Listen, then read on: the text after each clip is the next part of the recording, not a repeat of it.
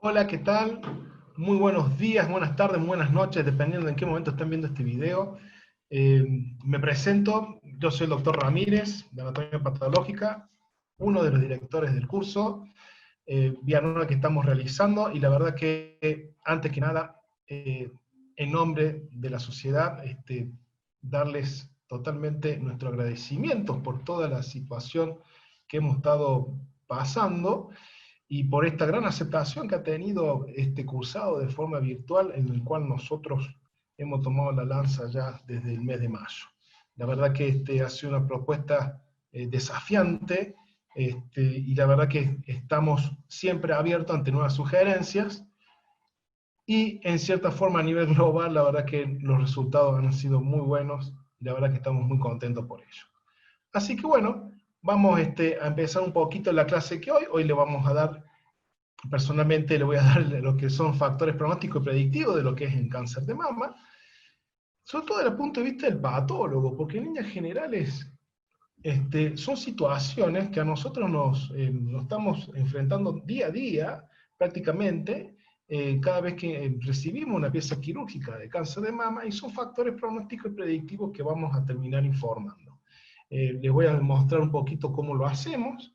Vamos a dejar algunos tips, algunas cuestiones que por ahí tienden a traer algún tipo de confusión, y sobre todas las cosas saber diferenciar lo que es pronóstico y predictivo, y también focalizarnos en algunas cuestiones que se vienen, que se están viniendo, y que por ahí no hay tanta protocolización en este momento, pero es bueno nombrarlo para que ustedes les presten atención en el futuro. Bien, entonces, planteado ya un poco la introducción y el objetivo, me presento básicamente. Soy patólogo, asistencialmente trabajo en el Sanatorio Allende, también en el Hospital Italiano de Córdoba, en ambas unidades de mastología, siendo director en el Sanatorio Allende. Acá tienen un poquito todo mi currículum breve. Este, Obviamente como patólogo no hay conflicto de interés lo que vamos a decir hoy. Declaro eso. Introductoriamente vamos a decir que los pacientes con cáncer de mama siempre han tenido, como en todo cáncer de todo organismo en realidad, un gran interés para saber los marcadores biológicos, moleculares o genéticos, pero para un pronóstico y predicción a una respuesta terapéutica, ¿no? Y en base a eso, a esa búsqueda, como estamos en presencia del tumor maligno más frecuente del sexo femenino, en cierta forma, lo que esto ha sido algo muy activo, y se han elaborado diferentes parámetros, diferentes situaciones, sobre todo anatomopatológicas y también clínicas, en el cual se va viendo qué pronóstico y qué predicción puede tener algún tipo de terapeuta. Los más conocidos son el TNM, la estratificación, el grado de tipo histológico, la presencia de moléculas musculares, el estatus de los receptores hormonales y del HER2/neo, y algunos estudios multigénicos que están a la vanguardia. En ciertas formas, conceptualmente, y esto es importante, saber dividir, saber diferenciar lo que es un factor pronóstico de un predictivo. El factor pronóstico proporciona una información que nos va a guiar sobre decisiones terapéuticas y que están relacionadas con la sobrevida independientemente del tratamiento. ¿Esto qué quiere decir? Básicamente, la presencia de algunos factores, de unos malos factores pronósticos, impactan en la sobrevida sobrevida total del paciente. Bien. En cambio, el factor predictivo predice, de ahí digamos, su palabra predictivo, predice cómo va a responder el tumor ante ciertos tipos de terapéuticas. Bien. Entonces, siguiendo, la gran utilidad, obviamente, de los factores pronósticos, vamos a empezar por ellos, es que informa pronósticamente la evolución del paciente con esa lesión tumoral que está teniendo, y puede predecir recurrencia y diferencia, obviamente, a aquellos pacientes que necesitarán un tratamiento mucho más agresivo de los que no. Y también permite estos factores pronósticos agrupar a ciertos grupos, valga la redundancia, de pacientes para algunos trials terapéuticos. Entonces, básicamente tenemos relacionados al paciente, donde está la edad, el estatus performance, y las comorbilidades y hábitos que pueda tener en el momento del diagnóstico, y también está relacionada al tumor, que es la que vamos a hablar en esta clase, ¿no? Donde tenemos el compromiso ganglional, que es el principal, tamaño tumoral, el tipo, grado histológico, la presencia de embolias endovasculares y el subtipo molecular. Vamos a hablar de todas ellas, empezando por el compromiso ganglional. Básicamente, ¿cuántas veces ha pasado de que, tiene un cáncer de mama? Ajá, perfecto. ¿Y el ganglio cómo está? Bueno, esto es así porque es el factor pronóstico más importante en el cáncer de mama. Los periodos libres de enfermedad de seguridad global disminuyen mientras más ganglios linfáticos estén comprometidos. Es por eso que siempre es importante que el patólogo informe justamente cuántos ganglios hay, sobre todo también cuánto mide la metástasis mayor. Primero, cuántos ganglios hay, cuántos hay metastatizados, obviamente, y cuánto mide el de metástasis mayor. Y obviamente, según la medición de los mismos, podemos clasificarlo en macrometástasis, cuando miden más de 2 milímetros, que son los que realmente clínicamente tienen gran impacto. La micrometástasis y las células tumorales aisladas tienen un muy pequeño efecto comparado con la ausencia de metástasis en ganglio linfático. Hay dos estudios en donde habla un poquito de estas células tumorales aisladas, que en un principio parecía que iban a ser posibles de detección a través de inmunohistoquímica, pero bueno, dos estudios comprobaron que en realidad la sobrevida global a 5 años, en un paciente sin metástasis y otro con células tumorales aisladas, que son las que tienen menos de 200 células tumorales o menos de 0.2 milímetros, no centímetros, milímetros, se vio que en realidad eran iguales. La importancia clínica no había acá, prácticamente la sobrevida era igual. Si no lo tuviera, que tuviera algunos poquitos. Bien, esto es interesante decirlo porque hay diferentes órganos con diferentes factor pronóstico, depende inclusive hasta el impacto ganglionar. Ya irán sabiendo que, por ejemplo, en endometrio y en endocervix, el ganglio centinela con un par, unos cuantas células tumorales, en esas ubicaciones, tiene un gran impacto en la sobrevida del paciente. Bueno, en glándula mamaria no. Lo importante es tener una macrometástasis que es la mayor a 2 milímetros. Acá tenemos presencia de los ganglios linfáticos. Generalmente se estudia a través de lo que es el ganglio centinela. Recuerden que el ganglio centinela es el primer ganglio que drena un tumor. ¿Bien? Cualquiera sea el lugar de origen. Esa es la definición concreta, patológica, de lo que es ganglio centinela. ¿Está? En mama se acepta que hasta 6 ganglios se puede considerar ganglios centinelas, pero bueno, acá tenemos un ejemplo de uno que está fijado en formol. Este es el ganglio linfático, todo esto delimitado. Alrededor hay mucho tejido adiposo adherido, y esta masa blanca es una metástasis justamente en este ganglio linfático que mide aproximadamente unos 1,5 centímetros, un poquito más, 1,5 centímetros aproximadamente. Acá tenemos ya intraoperatoriamente, cuando hacíamos estudios intraoperatorios, independientemente de que en muchos lugares se siga haciendo, ya hay indicaciones que también, en donde el ganglio linfático se debe evaluar de forma intraoperatoria. Tenemos este ganglio linfático centinela, tenemos la presencia de este gangliecito que mide aproximadamente 1 centímetro de longitud, esta masa blanquecina, ¿bien? Que tapa, no se tiñe el color azul, ¿bien? Y mide aproximadamente 5 milímetros, también una macrometástasis. Esto los patólogos cuando lo reciben lo cortan y después le hacen impronta. Pero ya sabemos de antemano, ante esta macroscopía, que la impronta de este ganglio me va a dar positivo, evidentemente. Y después, bueno, obviamente, cómo se ve un ganglio metastizado, ¿no? Y bueno, acá ustedes verán, obviamente, que hay una gran división en lo que es el norte y el sur, el hemisferio norte y el hemisferio sur, ¿no? Y a los patólogos, como la gran parte, somos humanos, y la verdad que a los seres humanos nos encantan los contrastes, ver contraste, la verdad que nos encanta, acá vemos un gran contraste, ¿no? De lo que hay abajo, de lo que hay arriba. Entonces lo que hay abajo es todo metástasis de una lesión tumoral, lo que hay arriba, un montón de puntitos azules, que esos puntitos azules son linfocitos, el ganglio linfático normal. Esto es sencillo, esto es muy fácil, probablemente corresponde a alguno de estos ganglios de acá. Ahora bien, ¿qué pasa cuando no es tan sencillo? ¿No? Acá tenemos un montón de puntitos azules y demás. ¿Habrá metástasis acá? No se fijen en esto porque esto es un artefacto técnico, o sea, algo que durante el procesado técnico se sufrió el tejido, pero sin ser algo que sea propio del paciente, sino con una alteración técnica, esto por la cuchilla y demás. Tejido adiposo. Y bueno, a lo mejor los patólogos ya lo han visto, pero en realidad entre todo esto encontramos estos grupitos tumorales acá presentes. Obviamente que esto estaría entre el rango de la micrometástasis al de células tumorales aisladas.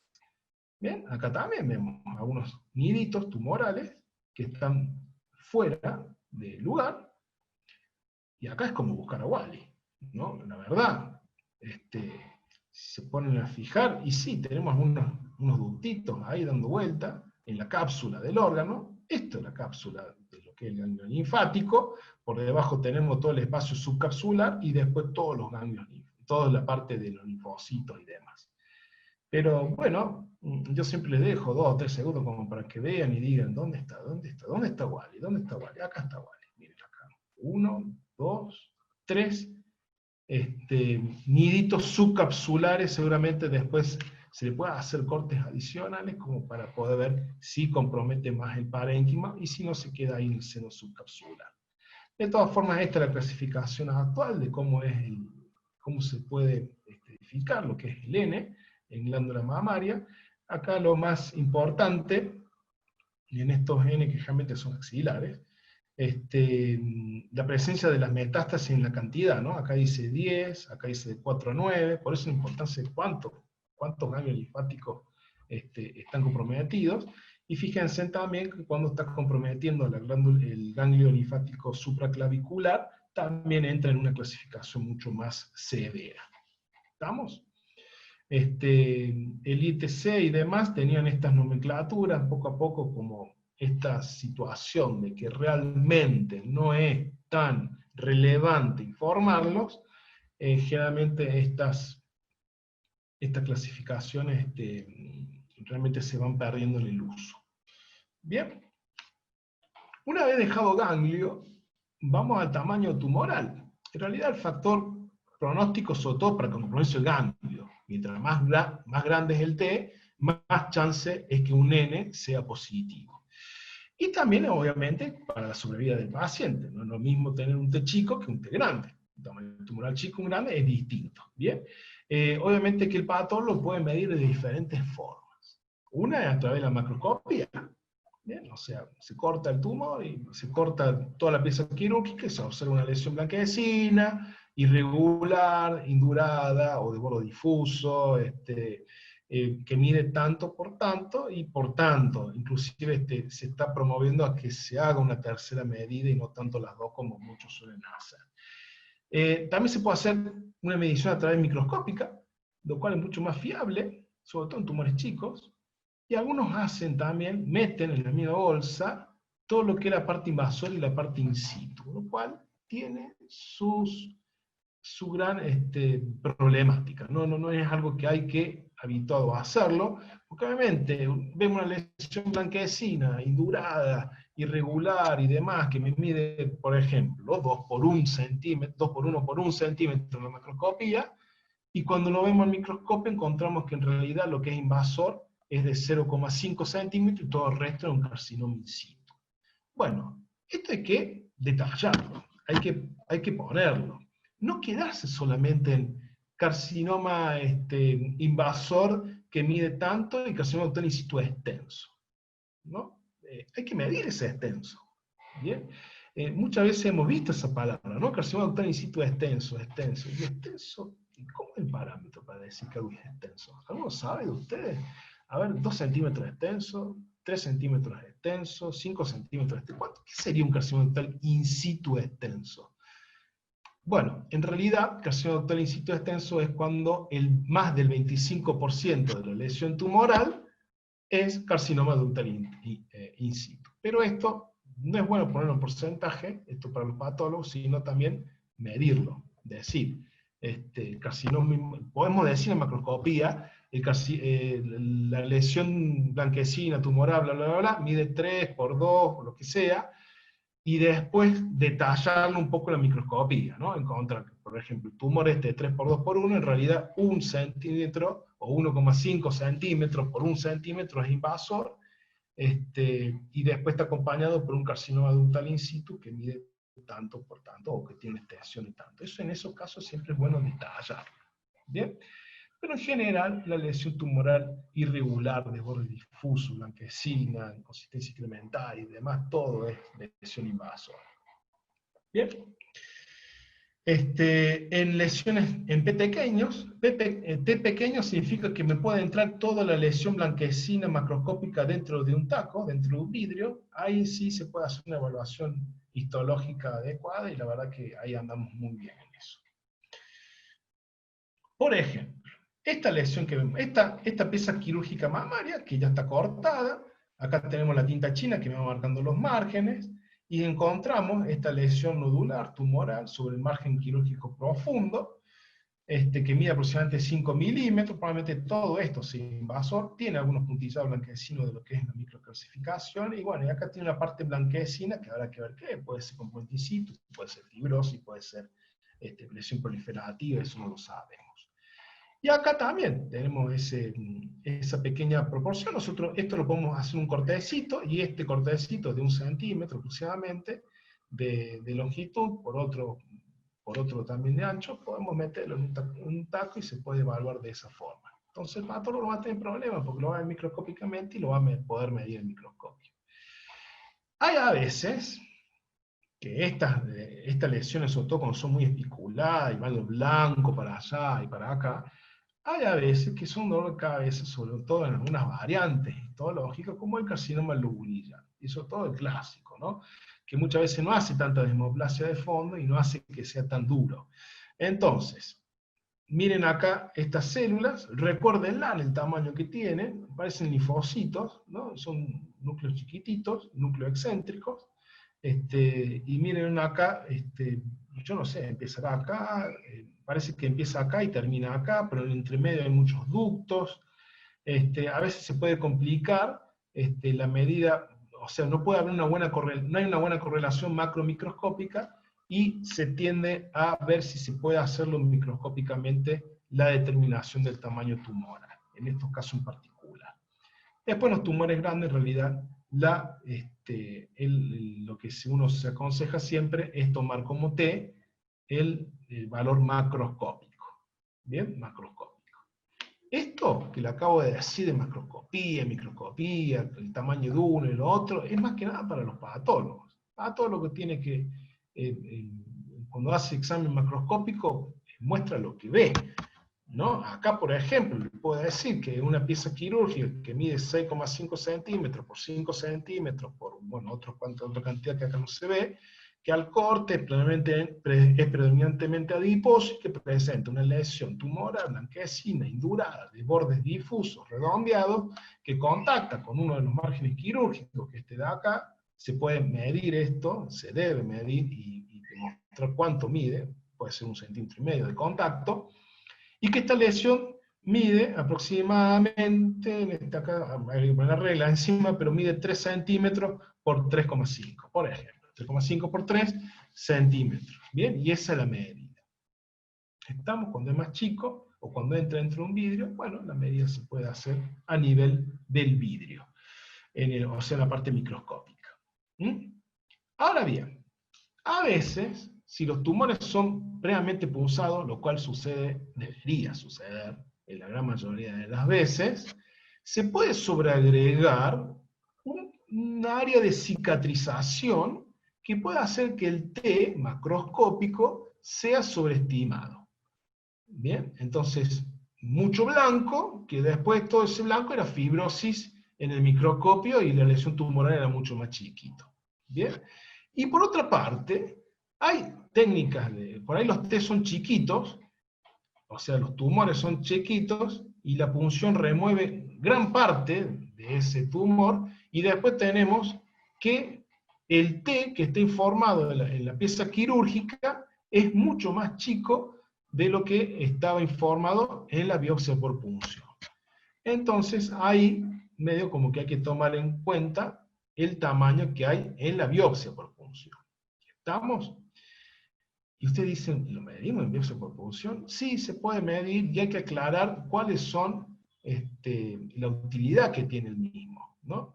Generalmente es de buena práctica para el patólogo decir de los cilindros tisulares, cuando se hace una punción de un tumor, cuántos de esos cilindros están comprometidos y cuánto miden diámetro continuo mayor. Y aclarar que es en ese material remitido, ¿no? Que no es algo que sea concluyente. Todavía falta la pieza quirúrgica. Bien, en esos casos en particular. Recordar que en estos casos no hay que sumar, ¿no? No hay que sumar. A ver, el T que tuve en la biopsia, lo sumo al T que tenía la pieza quirúrgica. En esos casos no hay que hacer eso. Y por otro lado, cuando una pieza quirúrgica viene fragmentada, y el T, y tenemos en cada uno de los fragmentos diferentes del tumor, puede pasar por un problema técnico, por un problema de la cirugía misma, que al patólogo le manden el tumor en tres piezas. En realidad, pues, en tres fragmentos tisulares hay tumores en los tres fragmentos tisulares. No hay que sumar, ¿no? En esos casos en particulares se toma en cuenta el T imagenológico. ¿Bien? El T imagenológico. Así que siempre, por eso, hay que estar bien estudiado previamente por imágenes. ¿Está? Esta es lo que dice AJCC en 2018 con respecto a cómo, cuáles son las implicancias del tamaño tumoral, en los límites sobre todo, el de 2 centímetros, menor de 2 centímetros este 1, de 2 hasta 5 este 2, más de 5 centímetros este 3, y este 4 ya es cuando compromete epidermis o extensión a la pared del torácica. ¿Bien? Fíjense en que el TIS, el carcinoma in situ, es solamente el ductal in situ, ¿no? Porque a partir de ese entonces, el carcinoma lobulillar in situ, que es la otra variante, no es considerada una lesión de estricta progresión a malignidad. Entonces no se la considera una lesión proliferativa maligna. Es más, miren la nota que pone, es una entidad benigna. ¿Bien? O sea, bueno, todas estas cuestiones ya se van a hablar, y no se han hablado durante el curso, no es propio de esta clase en particular. En el tipo histológico, siempre los tipos histológicos de las lesiones, siempre es bueno saber ante qué tipo de histológico estamos presentes en un carcinoma invasor de mama. Esto a veces no es tan sencillo de hacer en las punciones. Muchos exigen, muchos oncólogos, muchos clínicos y demás exigen que le digan ante qué tipo histológico está en la punción. Bueno, muchas veces no es tan sencillo decirlo porque recordemos que estamos viendo en una punción la cerradura de una habitación que está por detrás, ¿no? Estamos viendo a través de una cerradura. Entonces, siempre el tipo histológico definitivo va a ser hecho con la pieza quirúrgica. Y se puede sugerir, obviamente, en la biopsia por punción. Obviamente que hay algunos tipos histológicos que son interesantes decirlo en la biopsia por punción, y ya vamos a ver por qué. Pero bueno, siempre criterios histológicos muy estrictos para poder decir ante qué variante tumoral estamos presentes. Hay variante pronóstico favorable y hay variante pronóstico desfavorable. Los de pronóstico favorable son el tubular, tal vez el tumor maligno más buenito, pongámoslo entre comillas de todos, el cribiforme que le sigue ahí de cerquita, el mucinoso, el adenoideo quístico, el carcinoma invasor de mama con abundante TILS, que era lo que antes conocíamos como carcinoma medular, el secretor juvenil, el papilar, que hay que ver ahí, porque cuando dice carcinoma papilar, la gran mayoría son lesiones in situ o intraductales, y obviamente el ductal de bajo grado. ¿Cuáles son los estrictos criterios diagnósticos de algunos de ellos? Lo vamos a ir viendo. El carcinoma tubular es un tumor maligno bien diferenciado. Esto significa que se diferencia muy cercanamente a lo que es un ducto, a que es un túbulo, por eso tiene muchas luces, ¿bien? Luces muy desparramadas entre sí, con bordes angulosos, muy típicos de estos tumores. A veces tienen algunas proyecciones citoplasmáticas hacia la luz, y es un tumor, la verdad que muy bien diferenciado y que generalmente, no es generalmente, siempre son luminales A. Bien, son tumores luminales, porque justamente están formando luces. La gran prácticamente la totalidad de la lesión, prácticamente la totalidad de la lesión. ¿Está? El cribiforme forma cribas, forma estructuras redondeadas, como ven acá, siempre con formas irregulares. Su diagnóstico diferencial principal es el carcinoma ductal in situ, de tipo cribiforme, situación que la podemos diferenciar porque el carcinoma invasor obviamente no tiene células mioepiteliales alrededor. Si no la podemos ver o no estamos seguros, siempre la ayuda de la inmunohistoquímica, citocreatina 5,6, P63 o calponina, en algunos casos pueden usarlo, son los mejores marcadores en nuestro medio. El carcinoma mucinoso, también llamado coloideo, donde tiene mucho moco, todo esto celestito que tiene de fondo es todo moco, y tiene las islitas tumorales en el medio. El mucinoso siempre estuvo asociado a un buen pronóstico, pero ya vamos a ver que de vez en cuando tenemos algunas sorpresas. Estos son unos cilindros tisulares, una biopsia por punción donde tenía un carcinoma mucinoso. Ya la persona, el especialista en imágenes, cuando hace la punción, encuentra este moco y ya empieza a sospechar, hemos punzado una lesión mucinosa, probablemente sea un carcinoma mucinoso. Bien, y entonces encontramos en la biopsia por punción justamente la presencia de moco y algunas estructuras tumorales en su interior. Acá tenemos otro cilindro tumoral, tenemos mucho moco, carcinoma mucinoso, y miren, acá no hay tanto moco. Y acá tampoco hay tanto. Estos tienen un componente ductal asociado, el NST, históricamente lo llamamos ductal, muchos lo seguimos llamando ductal, y es el que me va a decir el pronóstico, porque muchas veces cuando son mixtos, los carcinomas mucinosos no son tan santos como solían ser cuando son puros. Hasta inclusive se han visto lesiones con muchas microcalcificaciones o invasiones sin tanta secreción de moco alrededor, que termina siendo, como en este caso particular, ER2 neopositivo. ¿Bien? Esto es un subtipo de mucinoso que no se portan tan bien, así que ojo con las lesiones tumorales invasoras mucinosas que no son tanto de buen pronóstico. Cuando son puros y son paucicelulares, los de tipo A, generalmente son de muy buen pronóstico, pero cuando son muy hipercelulares y tienen un ductal asociado, la verdad que hay que tenerle un poquito más de ojo.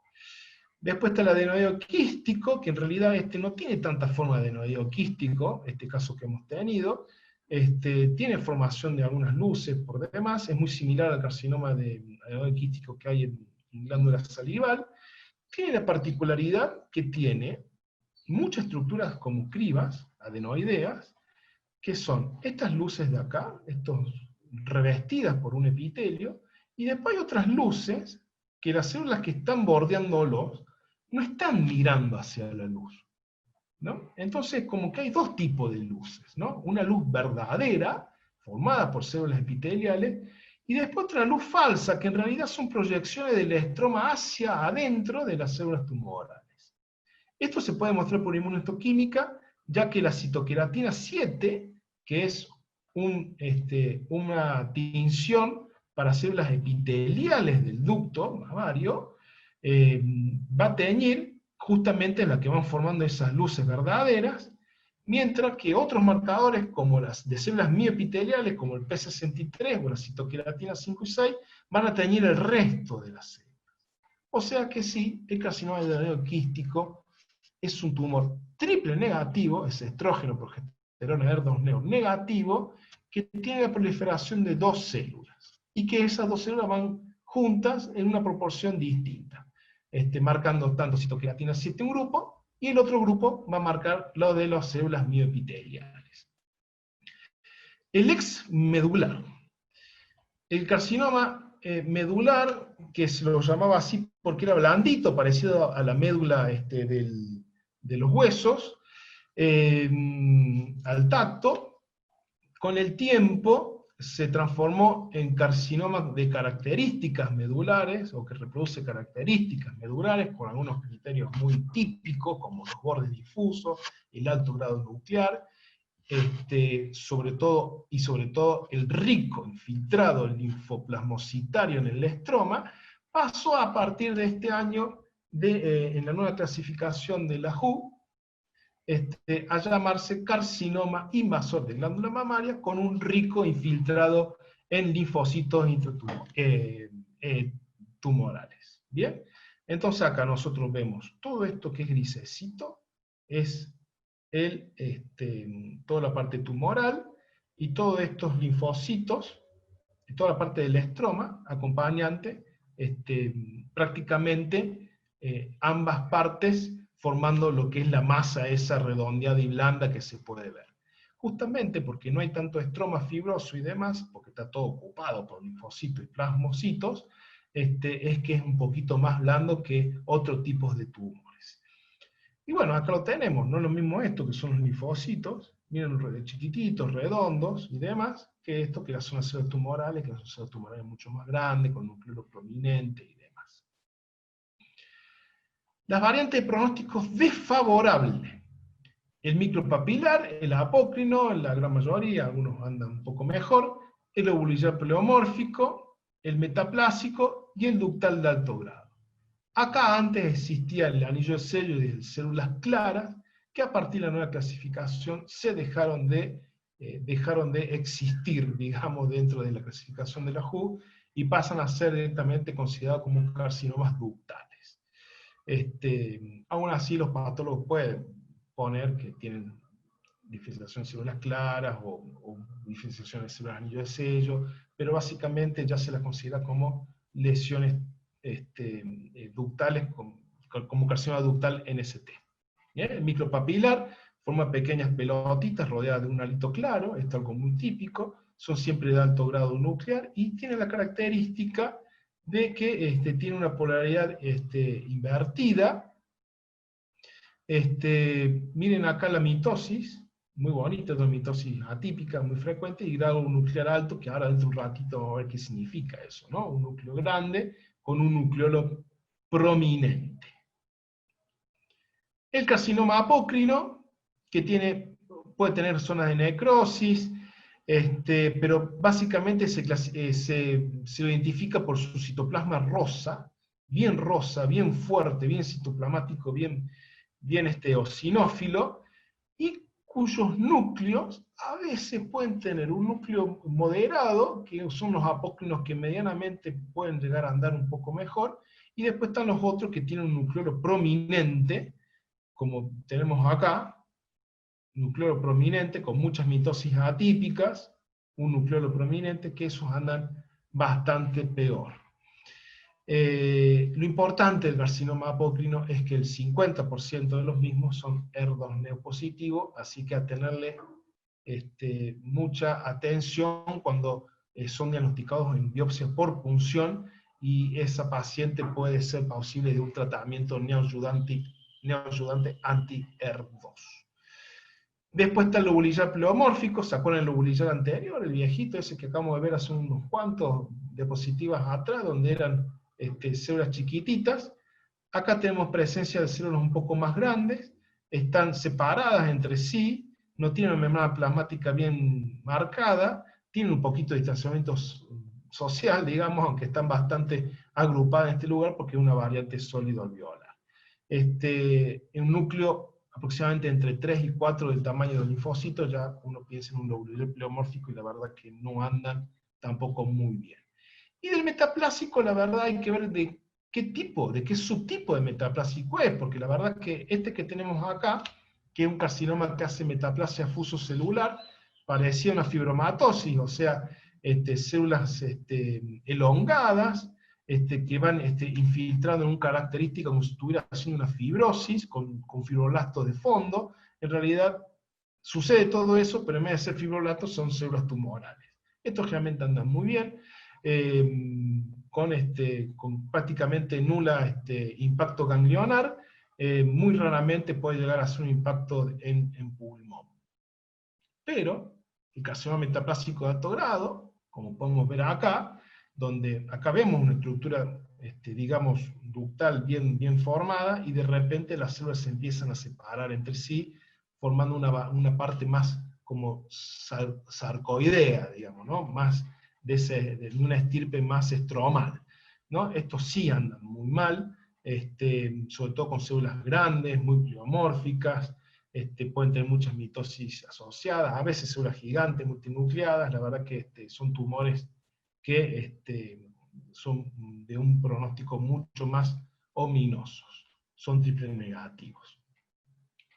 Y bueno, ya hemos visto lo que es compromiso ganglionar, tamaño tumoral, tipo histológico. Ahora lo que tenemos que ver es el grado, la presencia de embolia endovascular y el subtipo molecular. Obviamente, en el grado histológico, la JCC recomienda lo que es el Nottingham. Muchos no lo entienden el Nottingham, o pueden incluso llegar a confundir algunos términos. Pero en realidad, el grado histológico está conformado, por tres, digamos, ítems que se mezclan entre sí en la puntuación y me va a dar un resultado final. Dicho de otra forma, existe el grado o formación tubular, que se llama grado arquitectural, el grado nuclear y el grado mitótico. ¿Bien? Dependiendo cómo se va viendo cada uno de estos elementos, vamos a ir sumando un punto, 2 puntos o 3 puntos. Cuando tengamos la suma de eso, vamos a poder poner el grado histológico al tumor, como nosotros tenemos acá. Si el tumor, por ejemplo, tiene más del 75% de formación de túbulos, tiene un grado nuclear bajo y prácticamente no se ve mitosis, me hace 1, 2, 3 puntos, es un tumor de bajo grado histológico, o de grado 1. ¿Está? Probablemente la confusión radique mucho en confundir el grado arquitectural con el grado histológico. En cierta forma podemos encontrar justamente el grado arquitectural en la formación de túbulos. Hemos visto ya cómo se ve un tubular, se ve con muchas luces, muchos tubulitos, muchos ductitos, mientras que esta lesión que ya hemos visto también, el ex medular, el carcinoma invasor con alto TILS, donde no tenemos formación de ductos, es todo sólido, no hay luces acá. Bien, entonces esto sería un grado 1 y el de la derecha un grado 3. Lo que está en el medio será un grado 2. El grado nuclear, si el núcleo tiene más o menos el mismo tamaño que lo que tiene un ducto de un ducto normal, bueno, va a ser un grado nuclear 1. En cambio, si son 3 veces más grandes, como está presente acá, con nucleolos prominentes, con mucho cromatina laxa, que es la parte blanca del núcleo, justamente porque está activa la cromatina laxa o eucromatina, es porque el núcleo, la célula esa está trabajando full, vamos a tener un grado nuclear 3. Y el grado histológico, en cierta forma, mezcla un poquito de esos estas tres estructuras, y hay algunos tumores cuyo grado histológico ya está predeterminado por el mismo tumor. Este es un ejemplo de lo que es el excarcinoma medular, de características medulares, en donde ya por solamente ponerle ese nombre se lo consideraba de alto grado. Al igual que el tubular, siempre se lo consideró un tumor de bajo grado. Bien, grado nuclear. ¿Qué grado nuclear pondremos esto? No es tan sencillo, ¿vieron? Algunos habrán dicho 1, otros habrán dicho 2, algunos habrán dicho 3.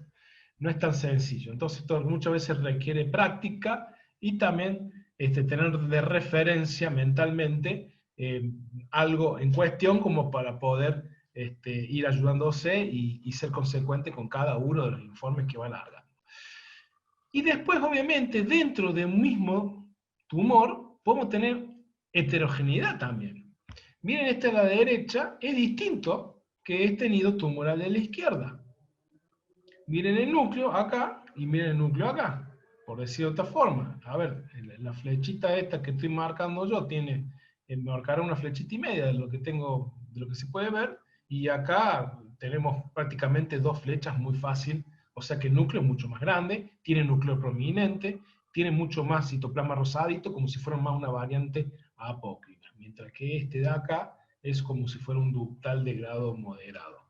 Bueno, en realidad cuando uno tiene que elegir tacos para hacer estudios moleculares, lo ideal es encontrar en el tumor la parte que sea más de alto grado. Esto es una ayudita para los patólogos, o si no, no.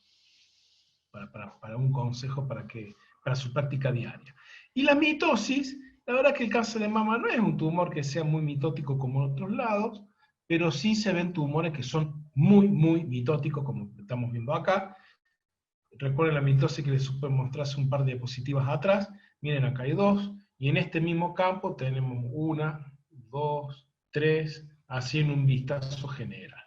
Bien, entonces, tenemos muchas mitosis, tenemos un grado mitótico 3, si tenemos pocas o ninguna, le ponemos un grado mitótico 1. A veces, como el carcinoma lobulillar, se le pone, obviamente, el grado de estructura del carcinoma lobulillar, que son estos lesiones, estos células tumorales que están haciendo distanciamiento social entre sí, o sea, se van alejando. A veces tiene una vacuolita y un núcleo bastante muy parecido a lo que es un ducto normal. Esto, grado arquitectural, es 3, porque no me forma ductos. Grado nuclear es 1, y grado mitótico no le veo ninguna ahí, no le veo mucha tampoco en otros campos, entonces 1. Esto siempre se evalúa en varios campos, no es solamente una foto o una imagen, ¿estamos? Entonces, con toda esta mezcla, nosotros encontramos, hacemos esta suma de vuelta, esta es una diapositiva de resumen, y vamos sumando, y vamos encontrando a qué grado pertenece, a un carcinoma de bajo grado, de grado intermedio o de grado alto. Bien. Embolia endovascular, la verdad que es muy importante, sobre todo en tumores que no tienen impacto ganglionar, y que sin embargo es bueno encontrarle, chequear si tiene embolia endovascular, ya que ahí le pone como un mayor riesgo, a pesar de que previamente era un tumor, la verdad que favorable, porque no tenía, era un N0. Pero bueno, hay que seguir ciertos parámetros, ¿no? Para evaluar un tumor, para evaluar una embolia endovascular. En principal, miren acá, esta es la lesión tumoral, infiltrativa, todo irregular, formando ductos.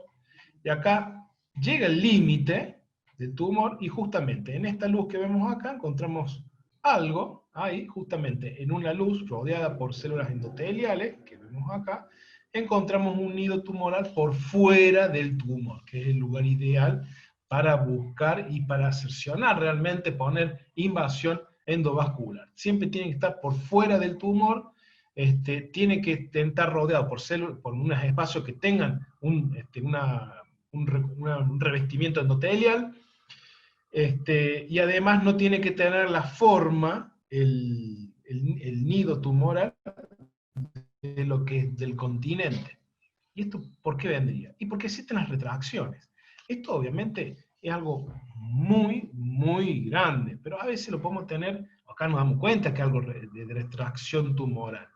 Pero hay a veces que no nos damos cuenta porque está solito, nidito, ahí perdido, y puede ser que el estroma se retrae alrededor, como podemos ver acá, en realidad en todos los nidos tumorales que vemos acá, hay una retracción del estroma alrededor, y esa retracción del estroma del alrededor puede, digamos, confundir a algunos patólogos de que realmente están en una presencia de una embolia endovascular. Fíjense que está alargado, y obviamente la retracción como es alrededor, alargada. Si es redondeado el nido, alrededor como es, redondeado. Bien, esa es la forma como para distinguir que estamos en presencia de una retracción y no de una embolia, aunque no siempre es tan sencillo. Bien, esto es perfecto, encontrar esto, la verdad que es algo, digamos, bien para poner el diagnóstico de una embolia endovascular, porque estamos muy alejados del tumor. ni qué hablar cuando encontramos esto, ¿no? Estructuras vasculonerviosos, ¿no? Este es el nervio, y estas son las estructuras vasculares, con los nidos, con los nidos tumorales dentro de un vaso. El subtipo molecular también es un factor pronóstico importante, no es lo mismo un luminal A de un B, de un ER2 negro y un triple negativo.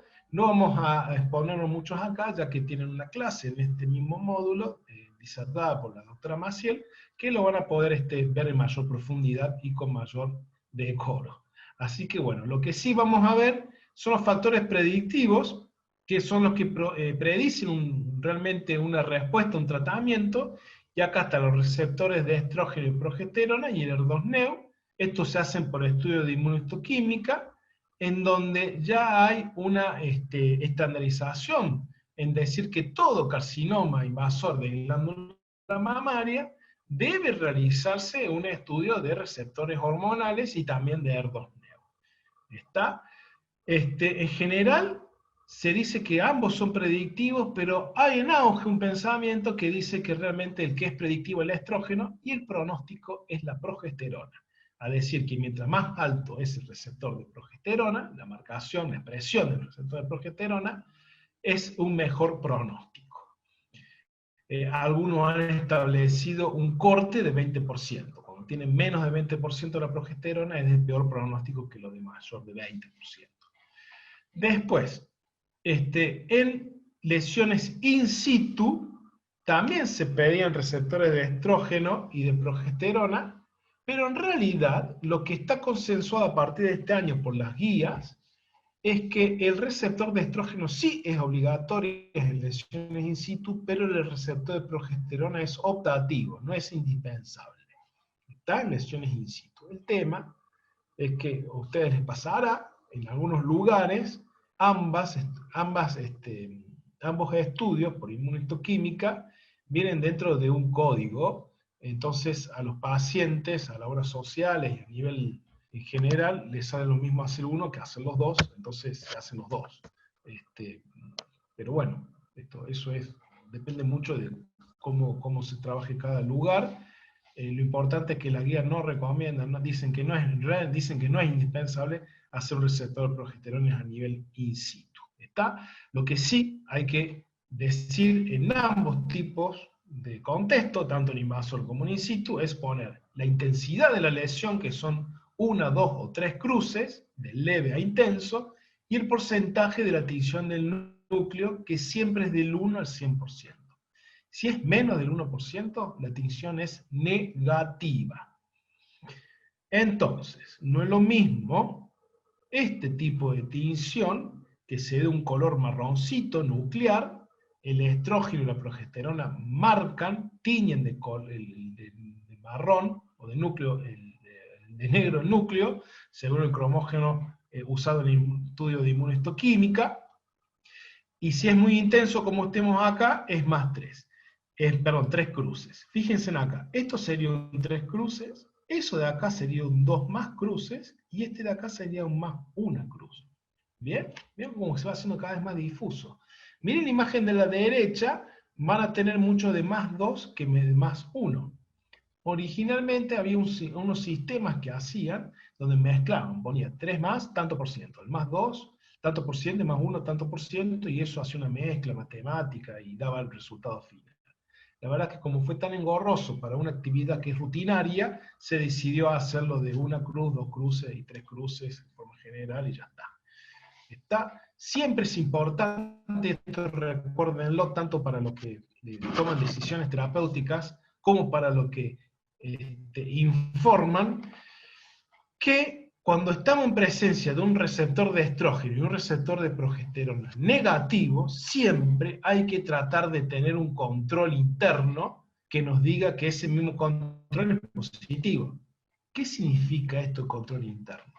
Que las estructuras mamarias normales que están colindando a un tumor, que están alrededor de los mismos, pueden tener, en realidad, marcan, se tiñen también de estrógeno, de progesterona. Es un control de que la tinción, el proceso técnico, se ha hecho de una forma efectiva. Entonces, este carcinoma que tienen acá, bien, no es negativo, miren que ningún núcleo está marcando, no hay ninguna pelotita marrón, y sin embargo, el ducto, que está acá al costadito, un ducto normal, sí lo está marcando los núcleos. Entonces acá decimos que la técnica está bien hecha. Es un estrógeno negativo con control interno positivo. Y es así como se debe informar. Ahora bien, este es el gran tema de la cuestión en este año, ¿no? En realidad hace mucho tiempo que se estaba hablando de que los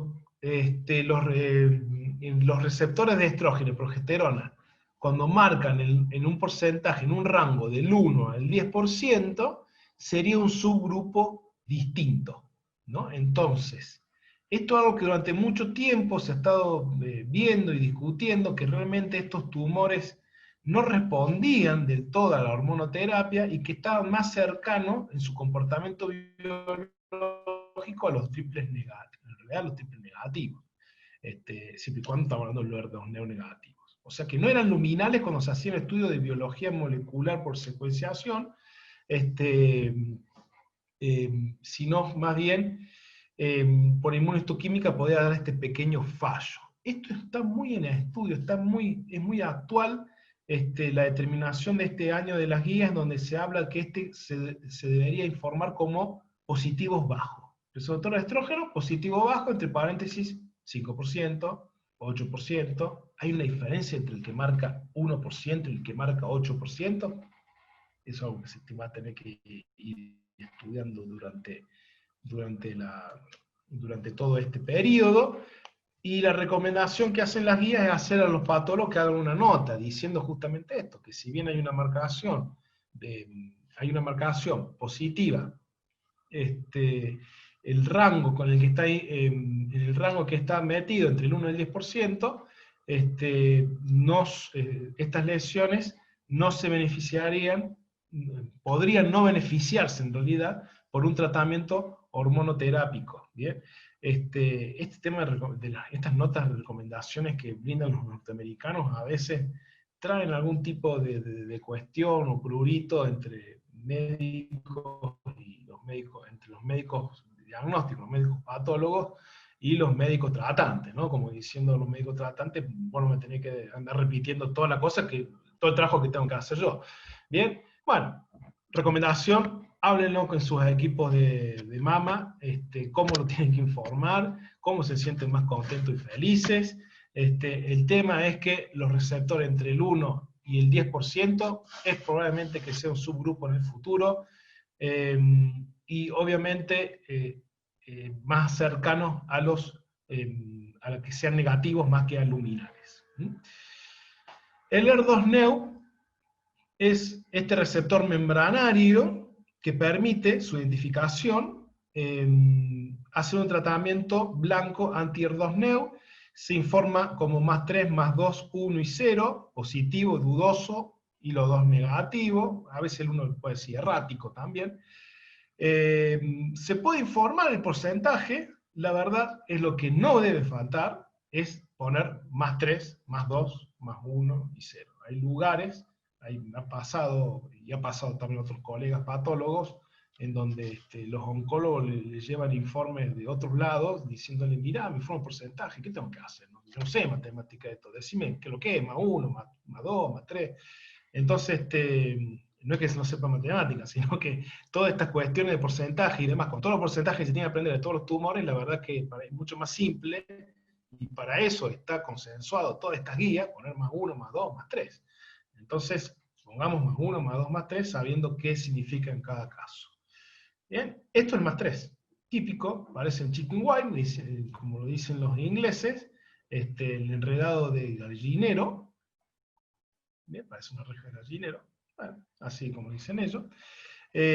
Sabiendo que el 0 y el 1 no se hace mucho más, el +3 positivo, o sea que la paciente va a recibir tratamiento anti-HER2-Neu, y el 2, que es el dudoso, tiene que hacer un estudio de biología molecular usando ISH, ¿no? Tanto SISH, FISH, el que fuere, para confirmar o descartar su expresión.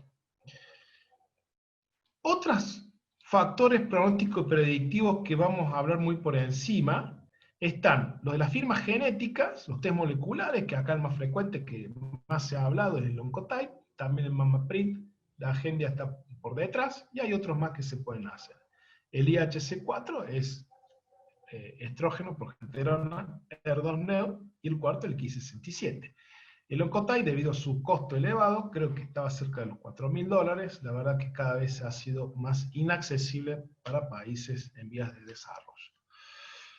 Y hablando del cuarto componente del IHC, es el Ki-67, el índice de proliferación más estudiado en la mamaria, pero que la verdad que su valor pronóstico y la verdad que respuesta a la quimioterápica ha tenido bastantes problemas.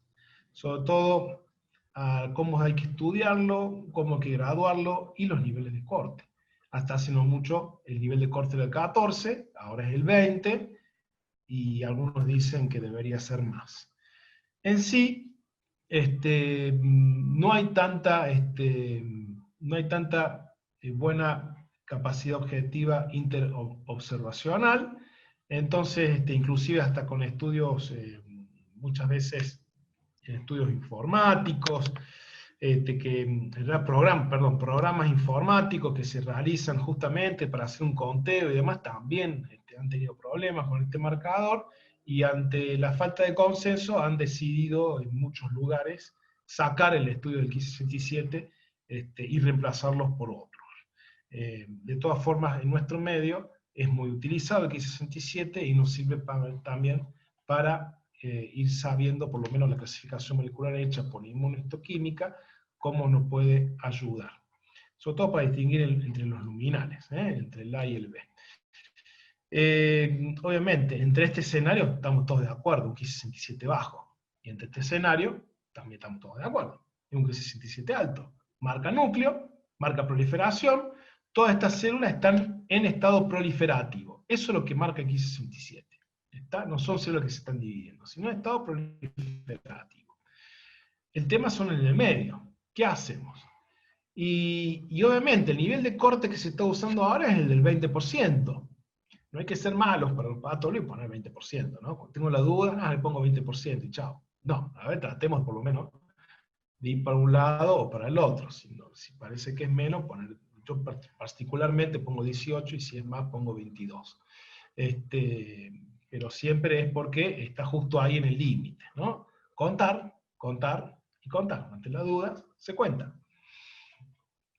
El TILS. El TILS es la evidencia sistémica de respuesta, digamos, o sea, era respuesta sistémica a la presencia del tumor. La verdad que hay muchas cosas que se hablan sobre TILS. Básicamente pensemos que una célula tumoral libera antígenos, que la célula presentadora de antígenos los adquiere, se los muestra en el ganglio linfático a diferentes células T, que les dice a otras células T circulantes, hay un tumor allá, atáquenlo. Obviamente las células circulantes llegan al tejido, llegan a la célula tumoral, y a través de la unión del PD1 con PDL1, iniciarían, digamos, el ataque hacia los tumores para tratar de controlarlos.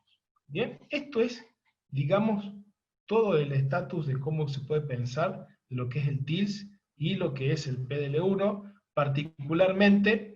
Lo que les puedo mencionar es que esto es muy útil para pacientes con HER2-Neu y triple negativo. Se está pensando que también es muy útil en respuestas a la neoadjuvancia, a estos factores, aunque ya se cree que la neoadjuvancia incrementa el TILS, como también incrementa la expresión de PDL1. Y la verdad que no están asociados a un mejor pronóstico en tumores de receptores estrógenos positivos, o sea, luminales. El TILS y el PDL1 han sido bien abordados a través del webinar que se dio en septiembre, así que les recomiendo, ahí dura media hora, el webinar que ha dado el doctor Palazzo, está en la página de internet, la verdad que la clase es muy buena, y ahí pueden, abordar todas las dudas que puedan tener, profundizar con respecto a los TILS. Personalmente, ante la necesidad de estandarización de evaluación y reporte, se ha hecho un grupo de trabajo hace ya varios años, en donde se evalúa justamente el porcentaje de TILs, poniéndole un número. Hay una recomendación, ese artículo te explica cómo hacerlo, o sea, dividir en qué parte del tumor hay que hacerlo, en la parte del estroma, y evaluar el porcentaje de los mismos. Obviamente, esto es un gráfico que viene acompañado en el trabajo, que ayuda un poco a decir en qué porcentaje estamos. Y la forma de informarlo, o sea, si vemos algunos puntitos, será el 1%. Y si vemos todo lleno, donde no tenemos prácticamente célula, con poder diferenciar células epiteliales del linfocito, la verdad será un nivel 90. Y entre medio, bueno, están todas las variables. El informe de los TILs, la verdad, se puede decir que es mínimo, intermedio o alto. Esto no está del todo consensuado, pero se cree que es mínimo del 0 al 10, del 10 al 40 intermedio, del 40 al 90 sería alto. Se puede informar un porcentaje también, si uno hace el ojo. No sé si es tan reproducible. La verdad que uno intenta hacerlo y habría que necesitar más estudios para saber si realmente es reproducible en el tiempo. Esto quiere decir, si yo veo el mismo tumor con una moderada cantidad de TILs, le pongo, por ejemplo, 30%, y si de acá a un año lo veo y le pongo 30% de vuelta, le pongo más o le pongo menos. Y también está eso, ¿no? Es lo mismo tener, dentro de este rango, por ejemplo, 10% a tener 40%, bueno, yo creo que, al igual que en esa disertación que se dio en el webinar del mes de septiembre, creo que todo esto va a ser un objeto de estudio y va a ser algo que en permanente cambio, que va a seguir incorporándose nuevos conocimientos. También es importante decir la distribución del TIL, si es difuso y focal, y recordar que esto en realidad se hace sobre la pieza quirúrgica. No está protocolizado en biopsia por punción. Sin embargo, ante la presencia masiva del linfocito en una biopsia por punción, es por ahí meritorio de que el patólogo pueda informar justamente esta condición en alguna nota aclaratoria. Esto es algo que también se tiene que hablar en diferentes equipos de mama, equipos de trabajo, para facilitar un poco, ¿no? Porque si no el oncólogo va a recibir nota y esto y aquello, y la verdad es que por ahí quedan todos medio mareaditos. Bien. Bueno, en forma de resumen, factor pronóstico impacta sobre la sobrevida del paciente. Hay relacionados justamente al paciente, otros relacionados al tumor, que es lo que hemos estado viendo en esta presentación. Y los factores predictivos son los que predicen la probabilidad de respuesta frente a diferentes terapéuticas. Estrógeno, progesterona y AR2-NEO son los claves. Acá meteríamos también este tema del PDL1 para inmunoterapia, pero bueno, eso está en estudio y probablemente se tenga que meter otros test.